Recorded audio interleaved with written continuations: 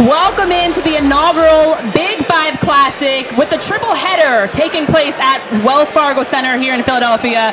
And I am excited to be joined by my co-host for the evening, Kayla Santiago. We also have with us today a few different guests that will be joining us. If you recognize the man to my left, yes, you are correct. Jason Ivey, a former Temple men's basketball player that was a part of the 92-93 Elite 8 team. And ahead of the Temple St. Joseph's championship game as LaSalle and Penn are facing off, it's been fun today. And Jason, I've got to ask, as an alum yourself, to see all this camaraderie. We were talking before the show, it's like a reunion. You get to see family, friends that have become like family. What does the Big Five Classic mean to you as an alum? Well, first of all, I think this is crazy. It's fantastic what they did. They were able to put it together in a format and Drexel. Finally, so instead of the City Six, we go to the Big Five. That was cool to be a part of that game, to see them throw the streamers. But yeah, it's a big family atmosphere. Everyone's back. And that's whether it's people that went to Temple or people I played with that were at LaSalle or that were at Penn or were at Nova. So it's really cool. It's great to bring it all together in Wells Fargo. And man, what an exciting time. No better place to be right now. And you guys are in the championship game. You're taking on St. Joe's tonight. The Hawks just coming off a huge win over Villanova. What are the keys to tonight's game for Temple to try to come out with a victory and be able to have the streamers for you guys, the red ones, coming out tonight for Temple? Yeah, that'll be great to see that. No, the keys to the game, exactly for the Owls, is going to be to, one, try to control the pace, try to keep St. Joe's out of transition. And they've been shooting the three very, very well. And the last few games, Temple's had a little bit of trouble defending the three. So I think that's going to be big. The defense for Temple has been really well. We've been getting to the line. We're one of the top free throw attempt teams in the country so far. So that's going to be a big key, getting fouled, getting to the line, and keeping St. Joe's out of transition and off that three-point line. Yeah, now for you have the chance to be a part of the broadcast as an analyst for the radio broadcast alongside Kevin Kopp. You guys do a fantastic job, and being able to see this team, it's still very early. We haven't even reached Christmas yet, so still very early in this season. What have you noticed that's been successful? You talk about free throws and different aspects that can help this team not only win tonight, but winning moving forward. Well, what I've noticed and what I really love about Coach Adam Fisher's team that he's put on the floor is just the way they compete. They've had some struggles in some games. A couple went against them, the Ole Miss game and the Columbia, but they've never quit. They're stick to it. It's always been close games, and they got the first to the floor mentality. I see guys like Sam Hoffman, he's the first guy on the floor. So I love the way this team competes. And the Big Five game's already coming down to the wire. We saw it earlier. LaSalle and UPenn going at it right now. And it might happen tonight in the championship game. Who do you think needs to step up to really put Temple over the top tonight?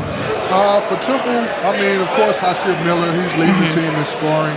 But what I've liked about this team as well is that they've been balanced, with the injury to Jaleel White, who was the leading rebounder. He goes out. Last game, Steve Settle has a double-double. Right. Quante Berry steps up, plays really well. And Zion Stanford, I love that kid. He plays hard. For a freshman, he's got that look in his eye. You can tell, he's won a high school championship. He's got that West Catholic, he's got that swagger. So I think for Temple, it's going to be an all-around effort, especially if Jaleel White's not playing again. But they've been able to do that the last few games, and they just need to continue it tonight. Well, before we let you go, you talk about the last few games. I am a LaSalle alum, played women's soccer at LaSalle, but a Big Five alum, more importantly, too, tonight. Now, obviously, that last game, the triple overtime game, phenomenal on both sides. This is what the Big Five is all about. This is why they rolled out this new format with how the tournament's being played with the pods and with the championships and the triple header today, I should even say. And so that, to me, really emulates what the Big Five stands for. So what was that game like for you? Amazing game. First of all, it was great to welcome Coach Dunphy back, who is Mr. Big Five. Played at LaSalle. He's coaching at LaSalle. He coached at Penn. He's coached at Temple. Great guy. Got his 600 victory. So really, really proud and excited for him. But that triple overtime game, that was a heart attack game. But God did right. But guys from both sides made big plays. Big shot by Salle. Big shot by Brickus. You got a lot of, just really, and that's what you say about the Big Five. You throw the rankings out. Right. You throw the scouting report out. And it's a dogfight. It's all about who wants it the most. Because especially when I was playing and we still had the Hill League and the Gathers League, you see all those guys in the summer. And there's a lot of bragging rights, a lot to talk about. A lot of times you just play, you didn't have to say anything. You know, we won. We beat Nova and we beat LaSalle this year. So, my friends like Renee and Haywood and all those guys would just be like, you know what it is. I love that. I love that. Not even chirping, just letting your game do the talking for you. Exactly. But still that rivalry aspect every time you step on the court, whether it's in the summer or in the in the midst of the season, it's always a rivalry, always exciting. Always exciting. That's Big Five basketball. Really excited to see the streamers going back out. I thought that was huge. It was big in the Drexel game. I was watching the game earlier. Shots goes out, the streamers go out. So a little nostalgia, good to bring it back, and just great to be a part of the Big Five. Oh, I love that.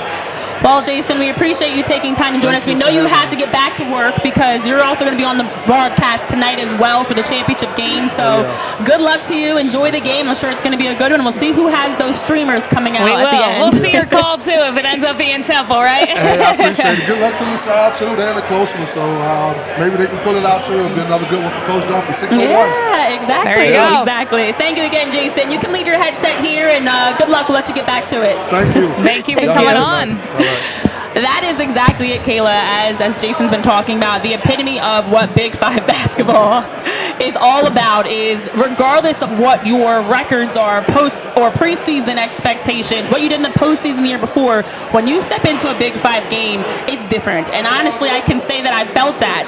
Every time we would face against another Big Five opponent, it didn't matter where you're ranked, if you're ranked or not ranked, it's always different. I love that Jason touched on that because we've seen that in these games so far. Who would expect the way that each of these games have shaken out to go down the way that they did? It's already happened, and that's the best thing about college basketball. We're already seeing it so early in the season all around college basketball. But when you look at the Big Five right now, Drexel, it felt like they almost had something to prove. It's their first year in the Big Five Classic. Yes. They finally get in there. There's 6 total teams at the moment right now. Drexel comes in and knocks down number 18, Villanova. I mean, just ice in their veins for the Dragons. They were breathing fire tonight. You could see it out there on the court here at WellsFargo Center. And I think we're going to have the exact same thing for the ending of UPenn LaSalle, and then later on in the championship game for St. Joe's and Temple. I mean, these teams, they want to compete. It almost feels like they're going for a national championship at this point because the rivalry, the fans, just the whole entire atmosphere, there's nothing better in college basketball than the Big Five Classic. And this is a chance to win hardware. This is absolutely an opportunity where you can have bragging rights for the next year. You can have the opportunity to say we're the best team in the city.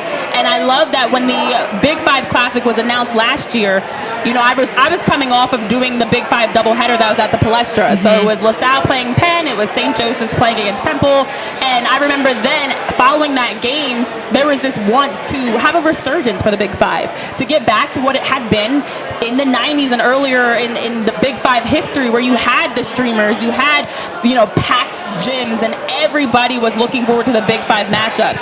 And it dropped off. The pandemic was a big part of that. I will honestly say 2020, the pandemic obviously changed a lot. There were not nearly as many people that were attending games once games did resume, but overall it did change a lot. But now, as things have worked back, the whole point of this was exactly this. You look behind us, you look as you're walking through the WellsFargo Center, there are a lot of different schools being repped. All 6 of the city schools being repped from the first game all the way to the championship, and that's what this is all about. Yeah, there's nothing better than it, and I just alluded to that moments ago as well. You talk about these kids being able to finally play at this level at the WellsFargo Center. You talk about the students being able to come and cheer, and you can see the student sections. I mean, it's absolutely fantastic in games like this. I mean, this is what it's all about, and I want them to keep doing this because because it really matters to these teams. It sees where they can compete, and it's early on in the season. So yes, is this going to be the team that they see in February or March? Absolutely not. But at the same time, you're starting to figure out what you have. You're starting to figure out which teams you can take down. And guess what?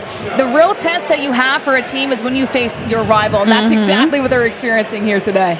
Yeah, I mean, you look at these results that are happening. This is every game matters for various reasons. Of course, you know, this is a chance for Big Five purposes for bragging rights, but also this is a chance for the teams to have a chance, as you mentioned, and see what they've got. It's early in the season. These games always have a different level of intensity and energy, and that way, as these teams are coming in and playing in the pod games and now playing in today's game, it's a chance to see, okay, what happens when the lights are brightest, and when you have, you know, a big crowd here and you have so many people that are cheering you on.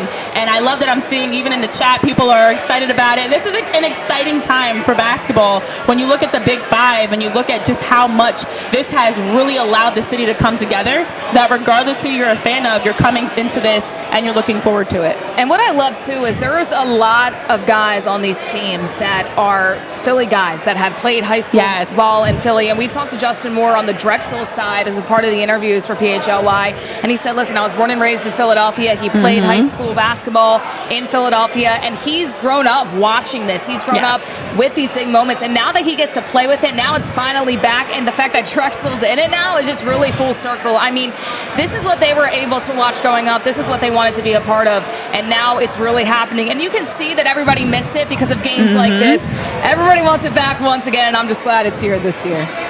Absolutely. And so, you know, with that being said, this is an opportunity for us to also have a chance on our live show to bring another guest that we can talk to. Of course, we'd love to talk to more of the guys, the players, the coaches. I'd love to be able to pick, you know, Adam Fisher's brain right now, or Fran Dunphy, or have a chance to talk with Kyle Neptune. But unfortunately, they've got business to handle too. But with that, we do have a chance to have some great representatives from various schools. We had Jason Ivey on, and now we're going to welcome in from Villanova a nice guest as well, as we're going to be able to bring in Fran O'Hanlon. Come on down, have a seat. You've got your headset here. Get comfortable. Join the fun. Congratulations are in order for you as well. As you're getting situated, I love the fit. First of all, yeah, you came ready to go today. School. It is a pleasure to officially meet you and get a chance to chat with you. Congratulations are in order for you as well, though, as you are getting inducted into the Hall of Fame. No, Oh my gosh, no, I'm sorry. I'm a little young to be in any Hall of Fame, I think. Okay, you're not Fran, I'm sorry. I was great. You were Ashwon. Yes, my that's apologies. Right. No. A blunder. You're early, actually, so that's why I'm like, this doesn't look like Fran. This looks like... All right, so guys, congratulations are in order because you just joined my alma mater, LaSalle, as the new director of athletics. And I apologize, guys, but you came early. This is how we do it as Explorers. We're always early. So Ashwon Puri, the new AD at LaSalle, being a part of the Big Five, and this being the start for your tenure with the Explorers, how exciting has this been for you to just jump right in and see the way that the city has embraced each individual school and really come together? Yeah, well, I introduced myself to the Big Five the last 4 years while I was at Nova, right? So familiar with the whole thing, a part of putting this whole thing together in my old role at Nova, representing their interests, obviously. And then it's been a seamless transition, right? I appreciate and love this. This is incredibly unique. This is one of the only, if likely the only city in the country where you've got this many concentrated schools competing at a Division I level that agree to play each other on a regular basis. It's just phenomenal. And right now, this LaSalle program, we actually got to talk to Andres Moreno before the season started a little bit, and he just talked about the international spread that LaSalle has and the culture that this team is able to bring apart, the chemistry as well. Right now, competing in a very close game with UPenn at the moment, but just talk about what this team has been able to bring until this point, and what do you think that they can really go to win or lose here tonight? Yeah, look, you know, we were picked to finish at the bottom of the A10, and I think it's safe to say that we're outperforming those expectations, which is exciting and good. I think we have a really good team. We have a lot of experience. Our guards are some of the best in the country. So, you know, I think, look, what we have to take away today is finish strong, continue to get better every day. I hate to use coach speak, but I'm going to. And then, you know, see what happens when we get to the conference schedule. We've got several games left before we get started in that, so we just need to finish this new year strong. Yeah, now when you look at so far the pod play and of course tonight's game, we of course had the chance to get you to sneak away for a little bit to join us for the for the live show between the triple overtime game against Temple and then even tonight's close game. You know, what is it about this team that you've been enjoying to watch as they've been progressing in this early part of the season? Well, it's unique for an athletic director, right? You get to know these kids individually as human beings first and who they are, right? So it's awesome for me to see them achieve some success, get some wins early, and you root for them as people more than anything. So it's been a lot of fun to do that. I think we're off to a good start. We've got to finish today strong, and then keep going. Rooting these kids on, getting to know these kids is the best part of the job. The Big Five Classic is truly back. We've already seen that earlier on as Drexel now a part of all of it. For you, being around just the Big Five for so long, what do you think it means to just the players, the athletes, and coaches to be able to be at the WellsFargo Center, being able to compete? And what does it mean just for the city of Philadelphia to really have this back this year? Yeah, this really is the most unique college basketball city in the country. So I think it means a lot, right? I wasn't a part of the doubleheader they had at the Palestra last year that produced some less than desirable results from an attendance perspective. So it's nice to see everybody rally, expecting a big crowd for the championship game tonight, which is exciting. So anything that promote basketball in the city, and then that the greater good also helps us individually on every campus. So this is just a fantastic event. We're really excited. We're thankful the WellsFargo Center stepped up to promote this and really galvanize the entire Philadelphia basketball community. And then last thing before you go, obviously this is just the start. The inaugural Big Five Classic with the new format of having this triple header at the WellsFargo. Let's look ahead at the future. For yourself, so many different administrators, athletic departments that are really working together to make sure that they're providing these student athletes the best experience like this. Having these types of chances to represent your school, your city. What are you hoping that continues after this incredible inaugural Big Five Classic to continue for the future and building off of this? Yeah, like you mentioned, this is just the start. We had to reimagine, I think, to continue the tradition and the pageantry of the Big Five in totality. We had to rethink it all, and I'm glad ultimately all the schools came together to do what we're doing today. So I think next year, continuation, the same pods, flip the homes, the home and home games, and then in year 3 of this iteration of this Big Five competition, I think new pods and other things. So there's a lot to look forward to. It's a really exciting time, and I'm just thrilled to be here today. And like I said, Explorers need to close this game out strong. Listen, I might have a little bias there because that is my team playing, so I agree with you. Come on, LaSalle.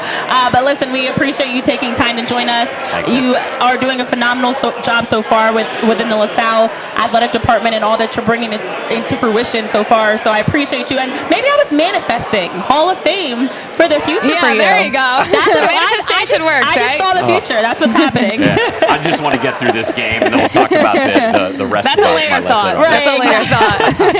Sorry I showed up early. Thank you guys for being so hospitable. I was like, that doesn't look like Fran, but I didn't expect you so early. But it's okay. Appreciate you for taking time, and now you can get back to the game, and hopefully it's a nice end to the game. Go Explorers. Yes. Thank you for coming on. See you. Thank you guys so much. All right, looking dapper, the new athletic director out of my alma mater, LaSalle, which makes it even more embarrassing, honestly, but sorry, guys. Sorry, Explorers. But Kayla, as he was talking about it, and what Ashwon was really hitting on was, the building of the future and how the city is in such a unique position. I know a lot of people wanted it to be City 6 because with the addition of Drexel, there's now 6 different universities. But I know Fran Dunphy, a fellow LaSalle Hall of Famer, and of course, who has been through and through Philly basketball, had some great quotes just about, no, you don't see the Atlantic 10 changing their name every time they add another school, or the Big 10 changing their name. At the end of the day, this is the Big Five. This is what Philadelphia basketball is all about. And something you were alluding to earlier was how a lot of these guys grow up in the area. Well, a step further, you look at someone like Lynn Greer, the second, Lynn Greer the third. There are a lot of these guys who also have relatives, whether it's directly a parent, a cousin, whoever, that they also grew up watching and now have followed in their footsteps being a part of the Big Five. Yeah, and touching on that, Justin Moore from Drexel, his dad played at Temple, so it's literally just brought in. And, you know, you look at Drexel, and we had the pleasure of talking to them earlier on this season, and they said, listen, they don't care about the name change at all. They're just happy to be a part of the Big Five. And I'm glad that they're in it as well, because they showed today, they really, I think, shocked everybody in Big Five basketball. You look at Villanova, a program that has done so well, especially under Jay Wright. Now they have Kyle Neptune. That's going to take some time to grow. It's going to take some time to mend. And I know a lot of people in Philadelphia don't like to wait, but that's just how it is when any new head coach comes in, especially at the college level. But you're seeing these games, you're seeing the effort that's put in, and you're seeing these players cannot wait for it, and being able just to talk to these athletes and saying, we want to win games so that we can play in the championship game, or we can compete in our 5th place game or our 3rd place game, wherever that may be. So this is the real deal for them, and it's still early on in the season. What they are now is not what they're going to be in February, but at the same time, I think for them, it's so exciting to have something to really compete for so early on in the season. It is. And when you look at the results we've had so far, that's exactly what you're seeing. Villanova comes in as a top 25 ranked team, and they go winless. Right. I mean, who was expecting that? And a lot of the past concern around the Big Five was the lack of competition, feeling as though Villanova was always the favorite to run through the Big Five, and that's why a lot of people felt less inclined or wanting to watch, because they felt like they just knew what was going to happen and they knew who was going to win the title every year. But you know, that was not the case last year. That was not the case this year. It's been a grind, and when you look at what led up to this in terms of the pod play, those results that we saw were exactly that. Listen, now you have absolutely no idea, and I can easily say that. I mean, we cover these teams. We have to know what's going on, but still, I was definitely excited for Drexel earlier on, and you look at a UPenn and LaSalle game, and once again, you know, just talking to these guys and these coaches, and they're saying, we're going to go out there and compete, and we're going to act like they can actually win or play this game, because you never know what can happen on any given night. Exactly. For this tournament setup, it is one game. It is one game that you get to play, and there's sometimes in basketball where you're just not having a good shooting night, and another team can be the underdog, come from down under, and really compete.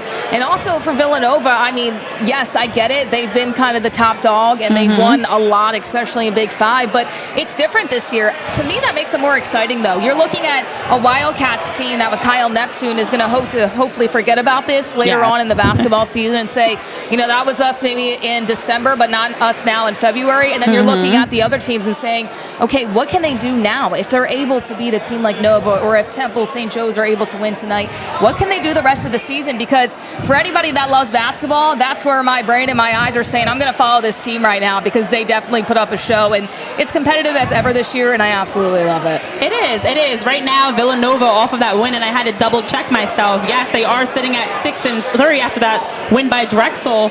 That's 3 losses they've had this season, and all 3 of those losses coming in the Big Five action. Drexel now with that 57-55 win, they do advance to 5-3 of the season. It's a chance to get tested early. I know the game right now is still going on. We've got a few minutes left in the second half. It's a 3-point game, just around 3 minutes remaining in the game, and this is exactly what you want to see. Early on, your guys are getting tested. Who would have expected a triple overtime game between LaSalle and Temple? At this point of the season, to have these early challenges and adversity is phenomenal, to be able to see what your team can do for the longevity of the season. And you talk about rivalries, too, in any type of sport, at any type of level. I'm going to look at the NFL. The NFC East, no matter how bad the teams are, no matter how bad Dallas is, or Philadelphia, or Washington, or the Giants, when you play those games twice a year, they are always close, just because of that rivalry matchup. And that's what the Big Five is starting to be. I think it was always that. I understand that Villanova has been very good in terms of March Madness, but I think it was always that. Now people are just really starting to see it, and people need to pay attention, because this is legit. This is real college basketball, and there's nothing better than this time of year. I'm really glad that they're able to have it at the WellsFargo Center, because so many different people can come. I know a lot of people just coming in that aren't even alumni, just saying, I really want to watch some college basketball, and able to come in, see 3 different games in the same day, and see streamers. Yeah, it's all super close and competitive. There's nothing better. Yeah, so the beauty of all of this is it just adds to what makes the excitement of Philly sports. You know, as you talk about, the Eagles obviously getting ready to face against the 49ers tomorrow, the Sixers, you've got every Philly sports team has been doing well. Obviously, we know about the run to championships and falling short, but you add in professional sports and now college sports as well, consistently being able to provide, whether it's on men's basketball or even in other sports, that there's a lot to pay attention to in this city, and that's what makes Philly so unique and so special, that it is, as Ashwon was talking about, as Jason was even hitting on, it's something different than other cities where you have the best of the best of so many talented athletes that come through this city that go on to do tremendous things in their careers, and you can say they're Philly through and through. So one of those people, and he is on the show now with us to join us. We've got coming on down now Villanova Big Five Hall of Fame inductee Fran O'Hanlon. Fran, I thought you made an appearance earlier. I was looking forward to having you on. You can go ahead and throw your headset on. So we've got Fran O'Hanlon on the show with us now. Congratulations are definitely in order for you as well, being inducted into the Big Five Hall of Fame. Can you talk us through that moment when you heard the news that you've been inducted? I was speechless. I mean, it's, you know, for a Philly kid growing up in West Philadelphia and watching the Big Five as often as I did and being a Villanova fan as long as I was, Big Five fan. But when they told me I was being inducted, you know, I've been fortunate and blessed in my life to have some awards thrown my way, but I don't think there's anything as special as being inducted into where you grew up in the Philadelphia Big Five Hall of Fame. Huge congratulations. And you mentioned you grew up a Philly kid. You're a huge Villanova fan. You know, you've grown up around the Big Five. But there's a lot of kids here that are the exact same way, that have grown up playing Philadelphia basketball.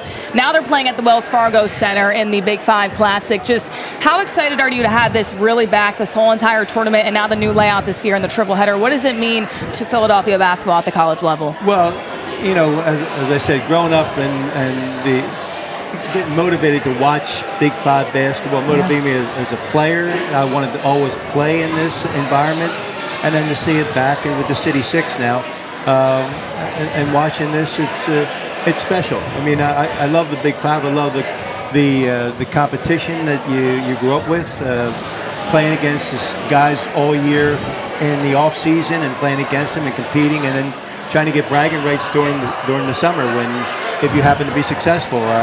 That was a big part of it as well, and I just love the Big Five.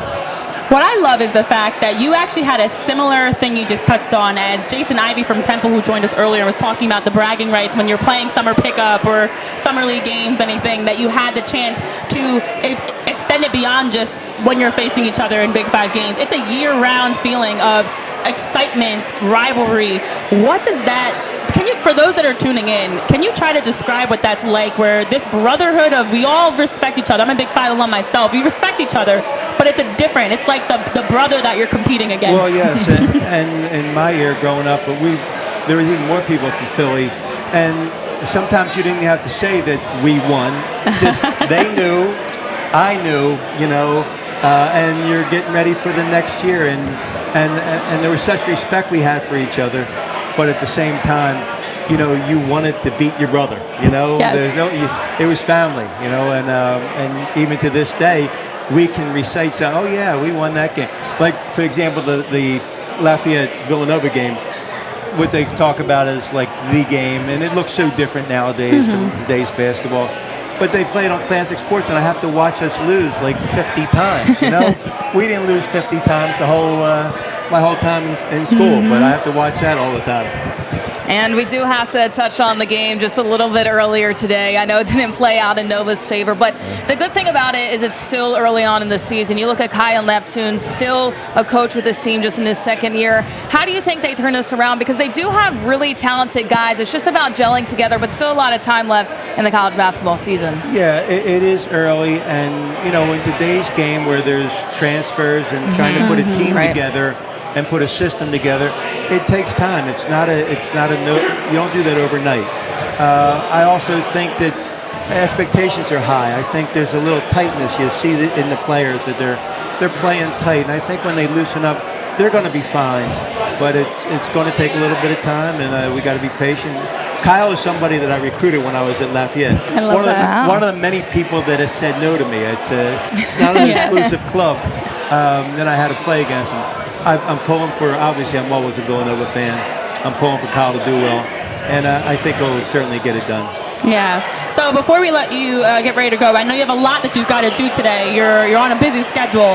I know there's this camaraderie when you're a part of the Big Five that, I went to LaSalle, you from Nova, I know someone that you know, or, there's always the connections of the Big Five.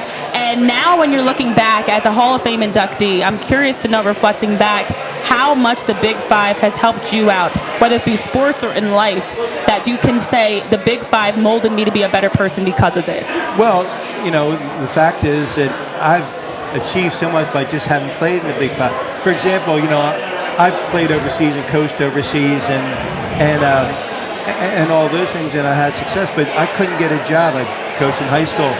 But people say, how did you get to be a college coach? Well, all those things that I did, but I knew Fran Duffy growing up, and that connection helped me get into college. But I can't tell you the number of connections that I have through basketball and playing in the Big Five. And people that said, I remember when you were a player. And as we all know, we all get better as we get older. I don't think I missed a shot when I reminisce with my. And I was good. How about you? How good were you? I mean, we compliment each other's lives. So that's a big part. It's just a special memory. As I said earlier, I've been fortunate, but being in the Big Five and playing in the Big Five, you probably had the same thing. People are trying to recruit you coming out of school, and I had options. And I think there's no way I go anywhere but somewhere in the Big Five. Do you have a moment that sticks out in your mind that really defined your experience within the Big Five, of whether coaching or playing? No, there's just so many memories that I've had. And if I did that, I did a list, there'd be, I'd get to 10 pretty easy, and then there would be like the 10th and the 11th, it'd just be a war.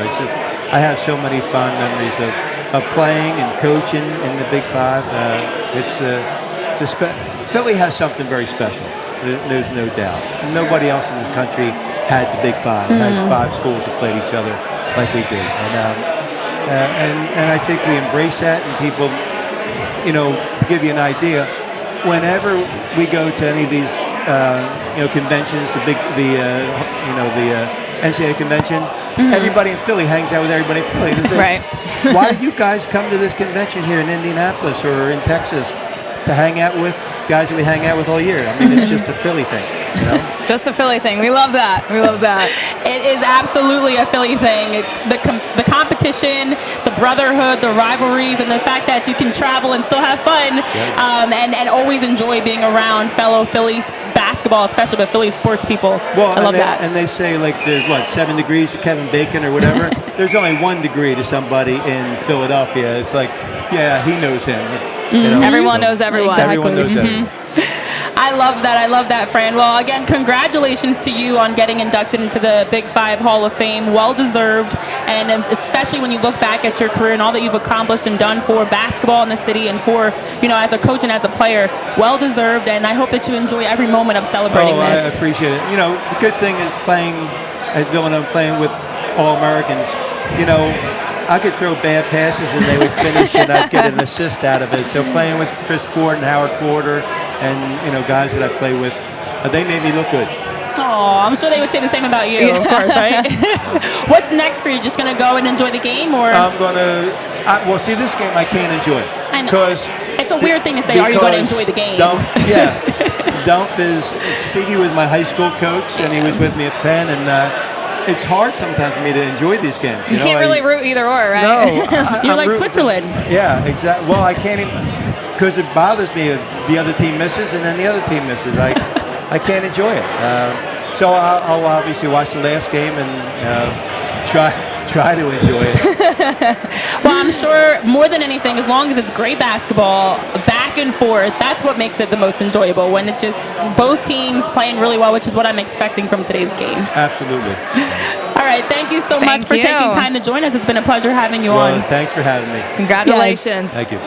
Guys, Villanova's Big Five Hall of Fame inductee Fran O'Hanlon, as there's talking about, been through the Big Five in so many ways, as a player, as a coach, has so many ties to the city, and exactly like he was talking about, Kayla, this is literally what makes the Big Five so special, that as an alum, and I run into alums all the time, and it's kind of that, oh, this is where you went, I went here, and who did you play with? And you always know somebody, and that's the connection of the Big Five, that it's always family wherever you go.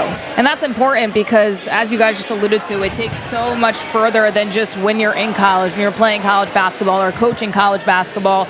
It's really for the rest of your life, and you're able to kind of go down memory lane with a lot of these guys. And, it's former coaches, it's everybody around that really, really, really just loves being a part of it, and you can see it. I'm sure there's a ton of alumni, whether they coach or they played or just, people that went to the school that are coming to watch games like this. So it really is a family just beyond when you're going to the school as a student or as a coach. And what else that we love beyond just basketball is the opportunity to have some great treats along with it. So we're fortunate that in our special edition PHLY Big Five Classic broadcast, we actually have Lolly Lesher of the Wayhar Farm that is out in Berks County, Pennsylvania, that blessed us with some chocolate milk. If you guys know me, you know that right now I am a very happy person. We've got cookies, we've got chocolate milk, and so Lolly Lesher was supposed to join us on the live broadcast, was unable to do so, but then wrote us a beautiful card and note as so well. Kind. Tis the season, guys. We Happy love holidays. That. That's so awesome. Not only are we getting gifted this beautifully wrapped box of cookies, we also get a nice, it is cold, glass of chocolate milk, and Lolly wanted to make sure to send a note to us that we can also relay to you guys as well. So just to read what Lolly said, happy holidays on behalf of Pennsylvania's dairy farmers. Not only is chocolate milk a great refuel and recovery beverage, it's a fun and delicious drink to enjoy with some holiday cookies. Happy holidays from your local dairy farmers, Lolly Lesher of Wayhar Farms in Berks County, Pennsylvania. So Lolly does a great job of providing within her market. She's got some delicious milk, some homemade cookies, healthy products that for farmers they're able to provide, and we get our chance to sink our teeth into some healthy products ourselves. And don't worry, guys, I know how to open a box of cookies. I just want to say it's my job. It's like Christmas morning right now. We're having chocolate milk, some cookies. There's nothing better than this. We talked about there's nothing better than the Big Five.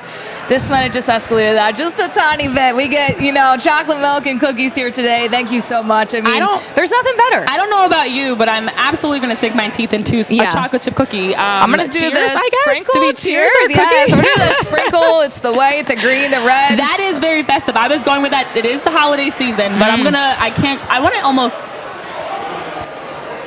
kind of want to do that because I'm a classic cookies and milk type of a person.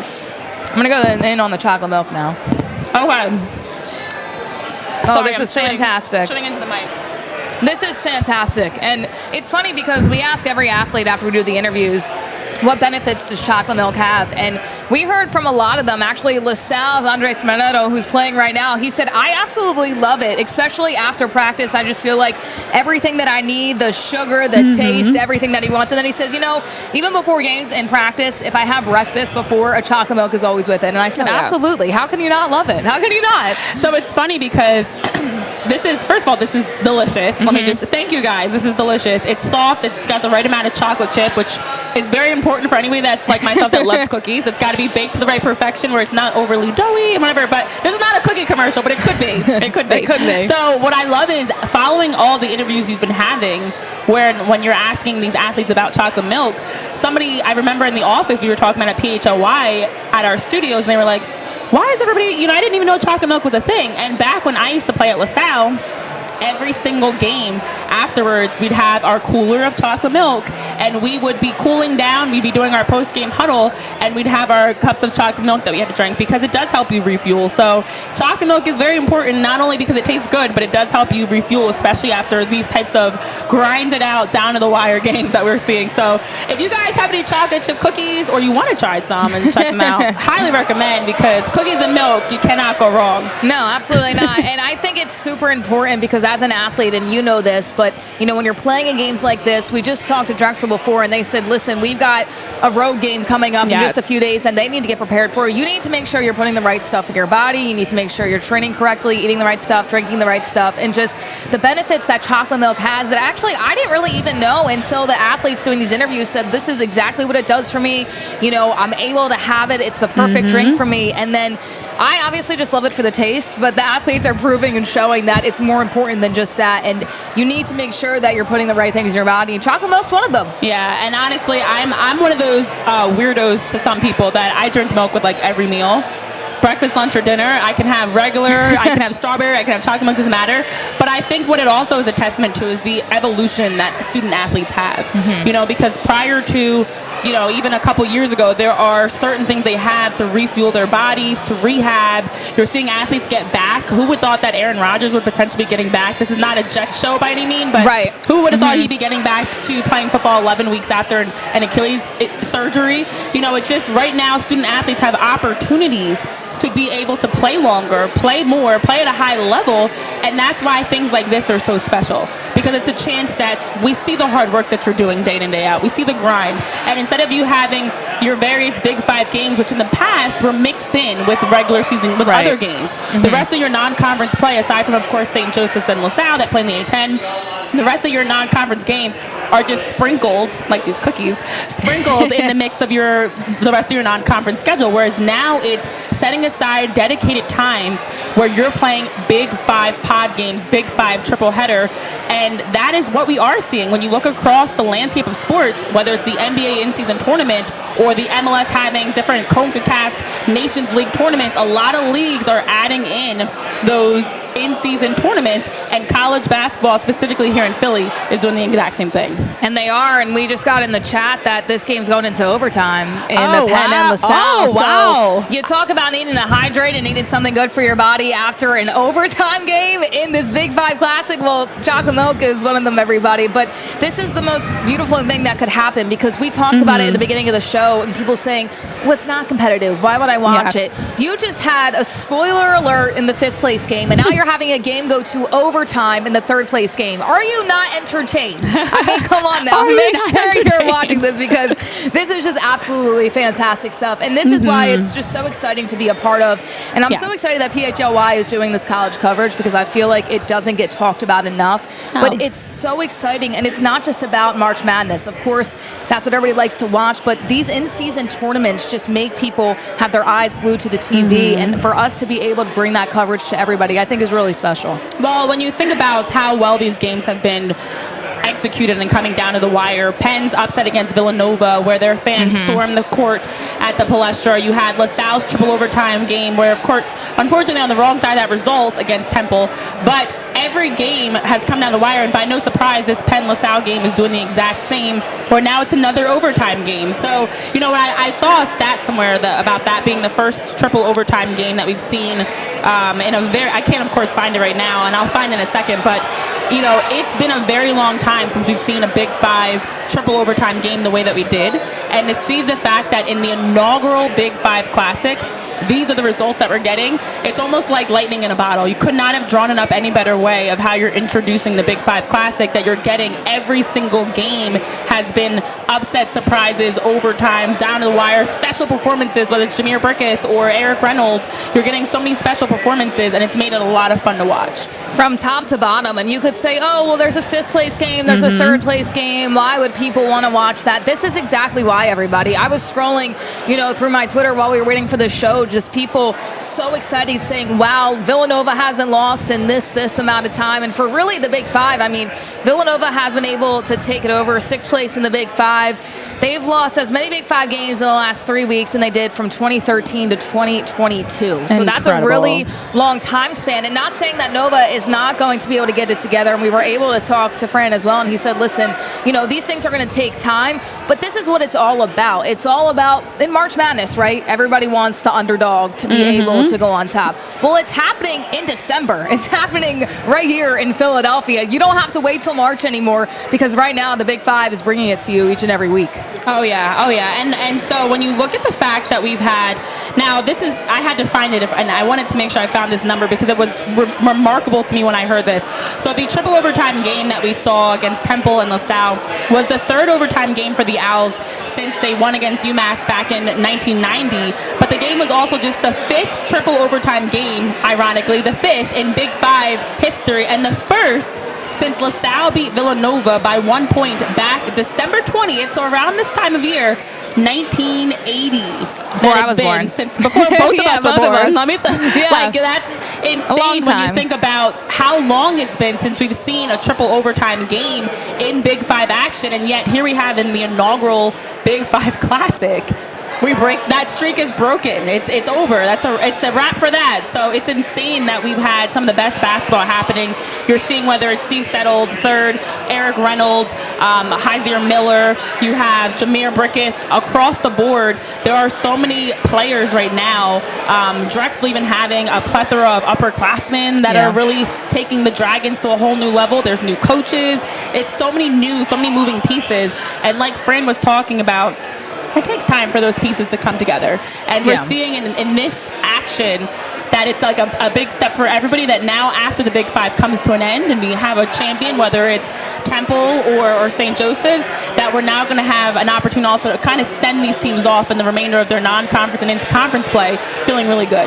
And it does take time for things to come together, and I think that's exactly what's going to happen to the Wildcats. They just have too much talent to really not figure it out. And Kyle Neptune is a really good coach. He did really good things at Fordham before he came to Villanova full-time as their head coach, so he's really definitely going to be able to step up their game a little bit. But that's when you have a team like Drexel come in and say, okay, you see what Nova has done against Big Five teams so far this year. They fall to UPenn, they fall to St. Joe's as well. That is the mindset of the Dragons, saying it's realistic now. At this point of the season, Nova isn't the Nova that we've seen in previous years, and that's okay because it's still early on. But now you have a Dragons team, the first year coming into this Big Five Classic, being able to pull the spoiler. I mean, that's exciting for them. So now they can feed off that momentum, whereas you also learn a lot from your losses as well. So for Villanova, they'll go back to the drawing board, they'll figure it out, and there's still a lot of time left for them to do so. And if you're the Wildcats, you hope this is a distant memory.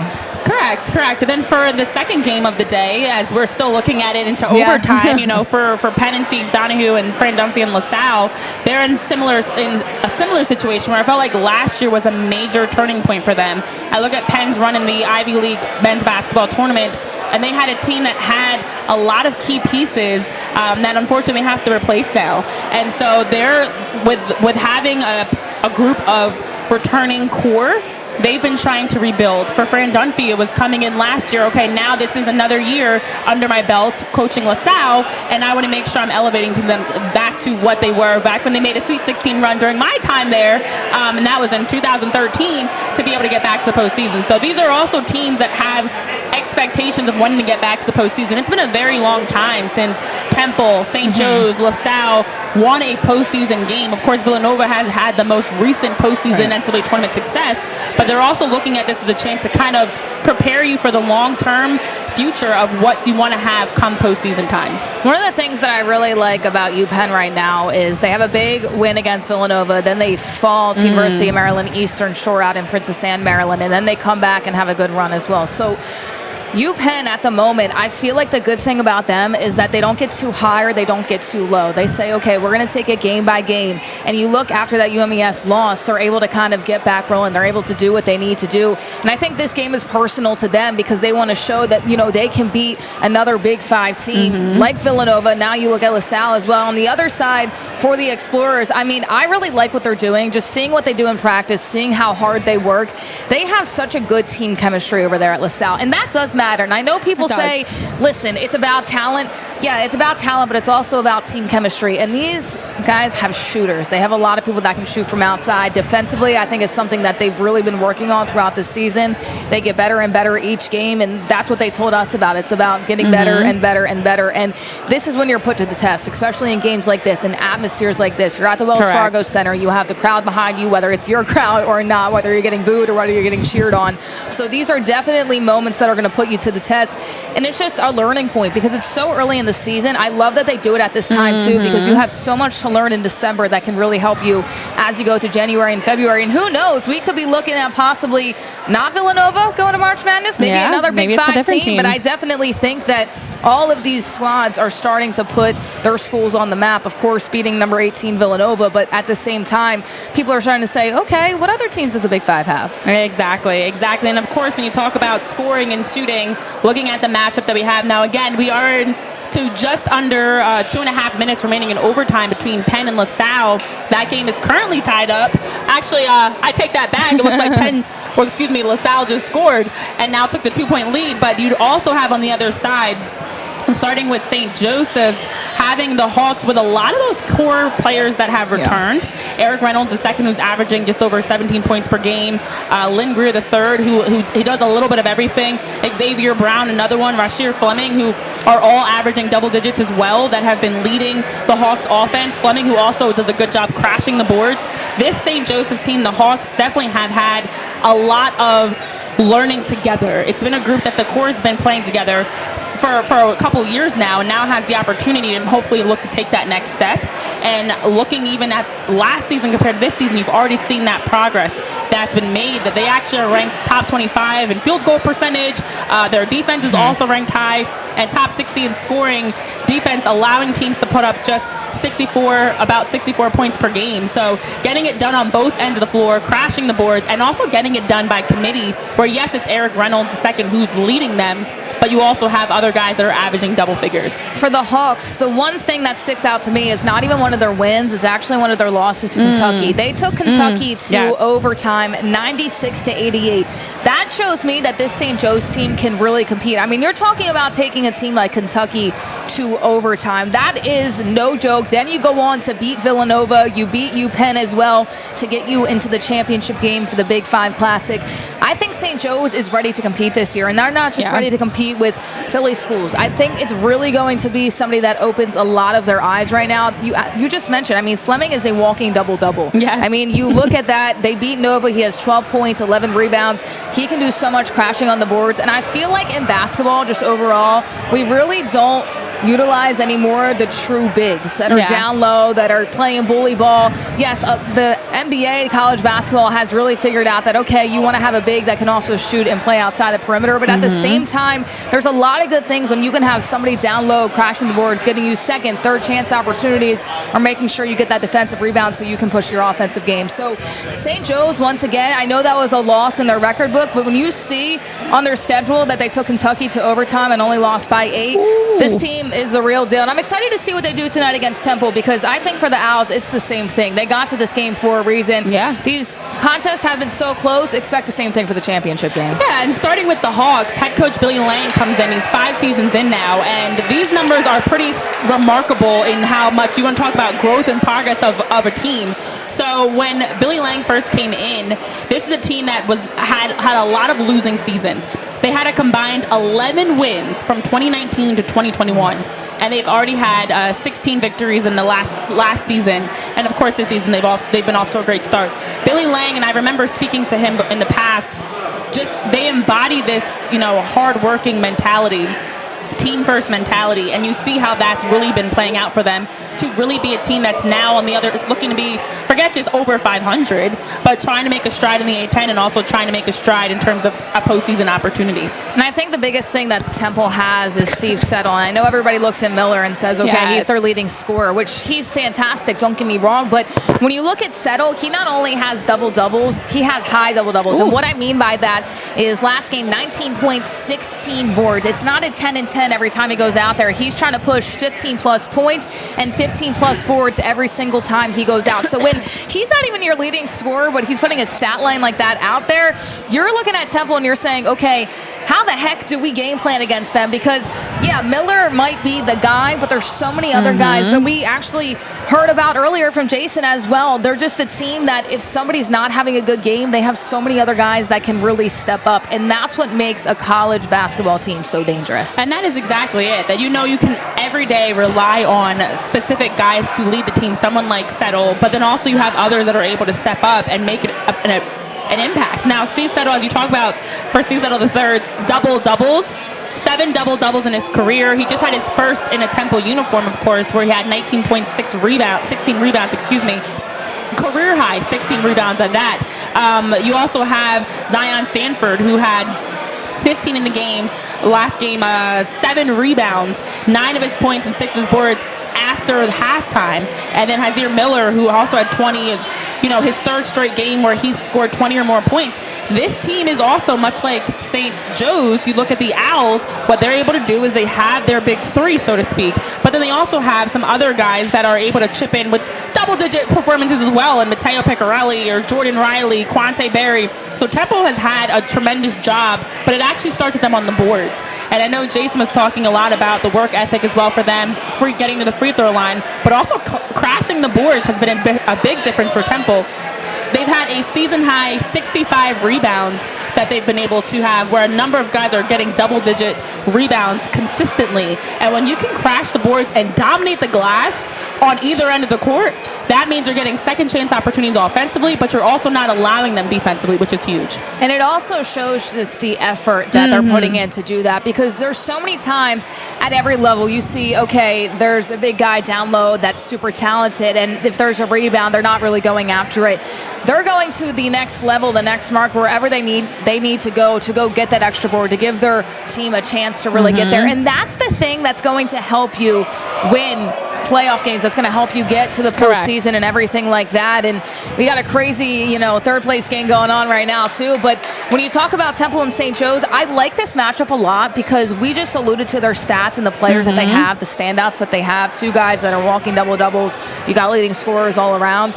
I think they're very matched well. I think they're matched extremely well. I think they have a lot of things that they're similar against. And we also heard from Jason as well, just saying Temple's been working on their defense. Well, they're going to have to really step up defensively against a Hawks team that can score very well. So I think these teams are both very evenly matched. And in my opinion, I know, and I'm not just saying this because they're both in the championship game, in terms of size and in terms of the guys that they have, that you can have 3 to 4 guys in double digits a night, they're the most evenly matched from that standpoint. And that's why they both got here. That's why they were able to take down St. Joe's, for example, a game like Nova, looking at the other side of things for Temple and UPenn. But I think that they're the most evenly matched, and I think that matters, and that's what's going to make for a good final game tonight. It does, and it doesn't hurt that the game prior to them is still tied up. I had to double check the TV to make sure that our computer here is synced, because that is correct. It's tied up in the final seconds of overtime, so possibly heading into the second overtime. That's what's been so great about the Big Five Classic so far.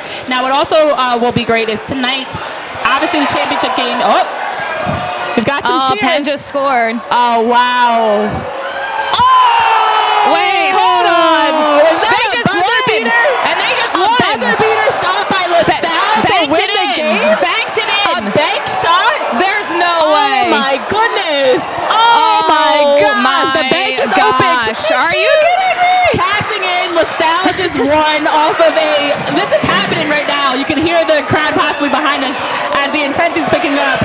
And a buzzer beater, three-pointer, bank is open. Shot for the win after Penn had just scored. So in the final 16 seconds, this game was tied up at 90 apiece. Penn goes down and scores to take the 2-point lead. It seems like they've won it, but then racing up the floor, the Explorers win it by 1 point. The basket, of course, is under review because there was like 2 seconds left, and that was Khalil Brantley who was able to get that shot in. So when we talked about it at the top of the show, and you all could have just said, well, they're just talking about the Big Five. That's what they're doing right now. And we said, this year it's super competitive. When everybody was complaining that, it's not, well, do you see what just happened? Do you see what just happened? A possible buzzer beater in overtime to win the game for LaSalle. I think they're still waiting on the review right now, which they have to do. There was 2.3 seconds left, but Khalil Brantley, the junior, out of Bronx, New York, 6'1", 175. He's not even one of their main scorers, but that's what the best thing about college basketball in general, especially the Big Five. So many guys that can step up in a crucial moment and make a shot like that. And the remarkable thing is,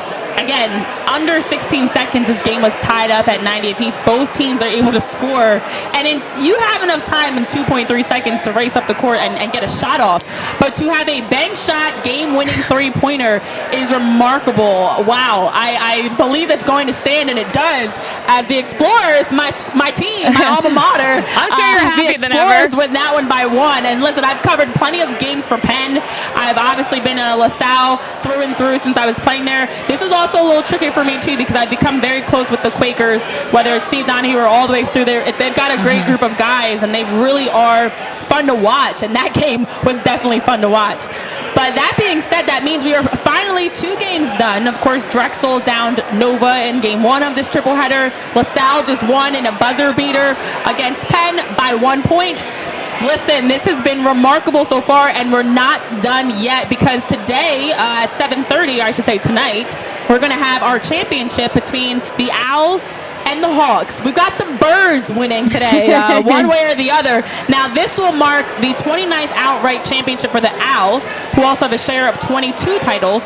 And then for the Hawks, they're looking for their 21st sole Big Five crown. They've also had 11 shared championships because, of course, Kayla, prior to this year, there's been a mixture of just playing kind of that round-robin format, and whoever wins, instead of having an actual championship game where you have to have an outright final, someone that's taking home the crown. So that in itself has been an improvement, that it's not just you play everybody and you're done. It's you play less games, actually, because it's just the 2 pod games they played plus tonight's game, and you are absolutely going to have a champion one way or the other. I think I really like this setup better just because there's a game that everybody can root for, and knowing no matter what, who wins, whether it's St. Joe's or Temple tonight, you're going to be able to have a champion at the end of the night. And it makes it a little bit more competitive, I think, because you're competing after these fantastic games that we just saw. Drexel pulling off a huge upset, and then LaSalle in overtime being able to get the bank shot for the game winner. 2.3 seconds left. No, we are not making that up whatsoever. Wow. And then you go to the championship game. So just the adrenaline, the excitement adds up to tonight at 7:30 p.m. when you can see Temple and St. Joe's. I absolutely love this layout, and I like that, it's throughout the season and throughout the few weeks that you compete against the Big Five teams, and that's where you end up seeding in terms of the tournament. The 5th place game, the 3rd place game, and then, of course, the 1st place game, because it's a whole lot more excitement, I think, not only just, for us covering it, but also just the fans out there that are able to come and see their teams, and they know, win or lose, where they're going to be at after that. Yeah, and that's exactly it. The round-robin format allowed for almost, as we've seen, shared titles. And I'm not a fan of participation trophies. I'm not a fan of you do all this work and you end it with a draw. Right. Even though I played soccer, there's a lot of ties in that. But what I will say is it does allow you, as you're talking about, to have that extra ammunition, knowing that you can walk away with hardware. And a day like today, when you have the triple header at Wells Fargo, this is a spot that a lot of these players, when you talk about growing up in the city or even just growing up, you dream of playing in an NBA arena. You dream of having the opportunity to run out under the lights, hearing your name called, taking the floor in an NBA arena, whether you're playing in the NBA or just, playing with your college team. So this in itself has that extra pride of seeing all of your hard work paying off and having a chance in front of the city with so many people there cheering you on to duke it out. And so I remember last year at the doubleheader, just kind of it fell short. I know Fran was talking about that. Ashwon spoke about that a little bit, of just how this has helped resurge the Big Five in a way, because last year there wasn't the turnout that had been expected. People were not pouring into the Palestra the way they had hoped. But tonight, that's not the case, and that's what's made it so much fun to see in the inaugural season. I've heard some Eagles chants, heard plenty of cheering. In fact, that's what alerted me to even look back as that game-winning play was happening. We can hear the cheers. That's what's all the about. call on the TV. And I think this ensures that people are going to want this to come back year after year, because you're seeing the attendance, you're seeing the fans, and some are grabbing a bite to eat, but their eyes are still locked to the TV.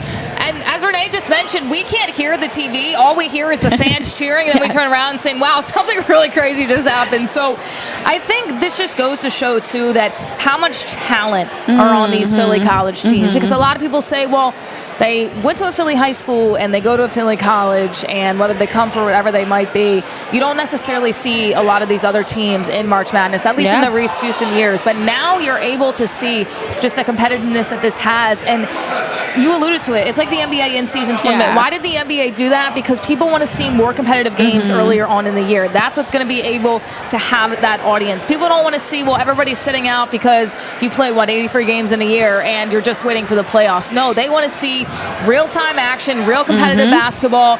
Whatever you're playing for, they just want to see people compete, teams go at it. And that's exactly what this Big Five tournament is all about. And once again, it doesn't mean these are the teams that they're going to be in February/March if they make it there. But at the same time, it either gives them the confidence saying, okay, we really have something special, or hey, we need to go back to the drawing board and figure out what went wrong that's going to make us better going into the next chunk of games. So I'm excited. I mean, I absolutely love this.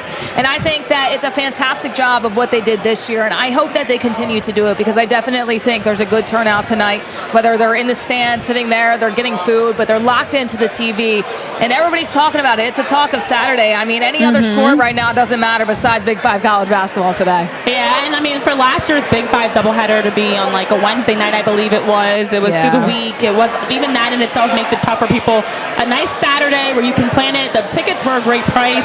You have the ability, as you were mentioning, there are people that have been sitting here inside of the restaurant area that have more of like a, you want to sit at the bar, you want to watch them screens, you want to have your drinks, you want to have your food, maybe you're high-fiving with your buddies, or maybe you're sitting out, you know, in the sections, the 100 sections, 200 sections, whatever, or even in the suite. Who knows where you're sitting, but you have options of where you're watching, and you can be immersed in the excitement of it. So it's fantastic to see that for year one. Not only did we have tremendous results in the pod, obviously today's been incredible to start so far. You could not have drawn this up any better, and it definitely allows for the excitement moving forward that now all of these fans have had a chance to see these teams in action, and now, okay, what are they going to be like? How are they going to refine their teams, whether it's first-year head coach Adam Fisher or legendary Fran Dunphy or Billy Lang going into year 5? You know, how are you going to refine your teams for every single coaching staff moving forward, that now you're going to be able to, as the season goes on, represent Philly the right way? So I'm excited for the fact that this is just the first of the Big Five Classic. And Kayla, we've got many more before we wrap up here. But also I wanted to touch on the fact that you have had a chance to talk to a number of different players and sit down with them and do one-on-ones with each school. And so you've also been able to see firsthand, up close, the excitement behind this season specifically. They are just so excited. And the one thing that I love about college athletes is you get the real version of them when you're talking to them. You have the conversation, and just seeing the background that everybody comes from, like Andreas from LaSalle, who his team just won, by the way. He's from Venezuela. Looking at Justin Moore from Drexel, he's a Philly kid through and through. We mentioned his dad played for Temple. He goes and plays at Drexel, so he always wanted to beat Temple because of that, because his dad went there. But, you know, you just see the inter-Philly connections, whether they're from Philadelphia or not, and they just talk about how special Philadelphia basketball is at the college level. And they've had offers to go elsewhere. It's not like they didn't. But some of them wanted to stay home because they grew up watching and seeing just how special and close-knit that community is, even after you leave college or wherever you go after college as well. And for people that aren't used to it, they can just feel the coaches and the team and the community surrounding them the second that they walk into the gym. And that's something special. And I think people fail to realize that that doesn't happen everywhere, but it definitely happens in the Big Five. And that's more than just playing college basketball. It's a whole experience that these athletes really want to have. And they were talking about this. They said, hey, we're waiting until the tournament. This is what we want. These are the games we want to play.